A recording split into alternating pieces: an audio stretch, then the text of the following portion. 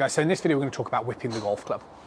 This is something that every amateur golfer wants to do, and this is something that every amateur golfer really generally struggles with. So let's talk about what we need to do to whip the club through the ball. Now, whipping the club is just really a sort of term that we use for sort of effortless sort of speed. Okay, and if we can create that sort of effortless look, that's ultimately what we want. So what is creating that effortless whipping sensation? It's a lot to do with your hand path. Okay, so first of all, when it comes to the backswing position, in terms of your hands, we are looking for a nice wide hand path. Okay, so that basically means that as I take this club back, you can see the way my hands move nice and wide to the side of my body. And then as I swing the club up, you can see the way that I maintain a real nice bit of width.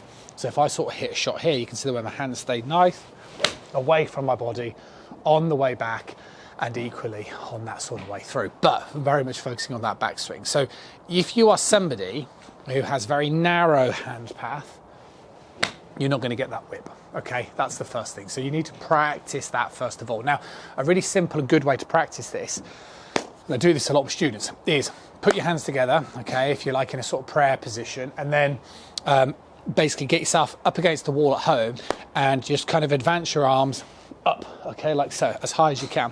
And then what I want you to do is I want you to use your eyes. And then I want you to go, blimey now, I've only got this far back. And then have a look higher and then lift it up. And then use your head, follow you up, go higher, and then return your head and mimic those same movements, because it's amazing once you start using your eyes how much more susceptible you are to improving your position. So that's the first thing you want to do, and that will give you really nice sort of width in that backswing position. Then what we need to do then is we don't want to necessarily sort of have exactly the same feeling in the downswing. And the reason why is if I sort of take it back like so, we don't want to come down on the same sort of sense of widening. It needs to narrow. So the question is, how is it going to narrow? And it's going to narrow very much by the relationship of your upper arm moving towards the side of your body and rotating, okay? Because in the backswing position, you are going to get the feeling of your upper arm is going to be allowed to move away from the side of your body, okay? Because otherwise, if you don't allow it to move to the side of your body, you're only going to be able to swing so far back.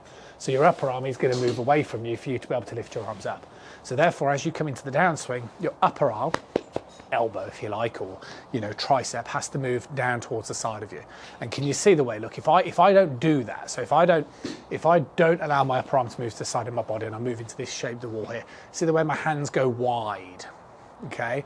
And if I do this, see the way my hands come down narrower. And it's this narrowing that's going to create that sort of whipping effect. This is going to mean that it's going to be slower coming down.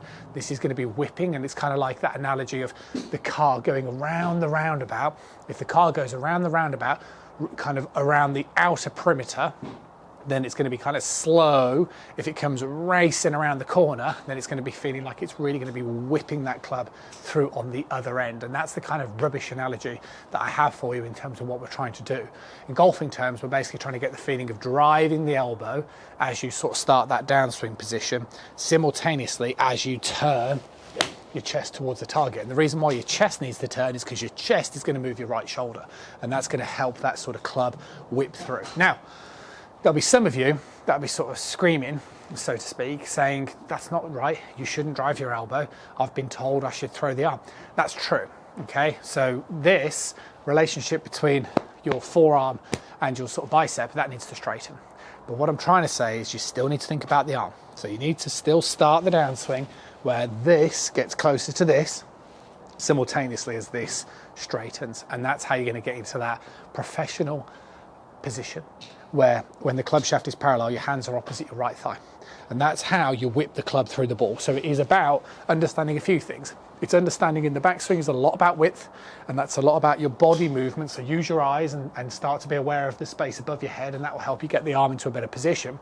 And then as you come down, it's all about synchronizing this rotation of your body as you get this upper arm towards the side of your body like so. And that's the way that you do it, and that's how I do it with a lot of students. And when you talk about it a lot, it might seem sort of quite complex, but when you sort of kind of think about it, you go, right, okay, Russ wants me to lift my arms up and then turn my chest, then you'll start to feel it. And then once you can feel it, it will become more of that sort of effortless whip, right? So if I sort of hit one here to finish off, it's up and then down and through and really whip that club through. You can do it. I'll see you soon.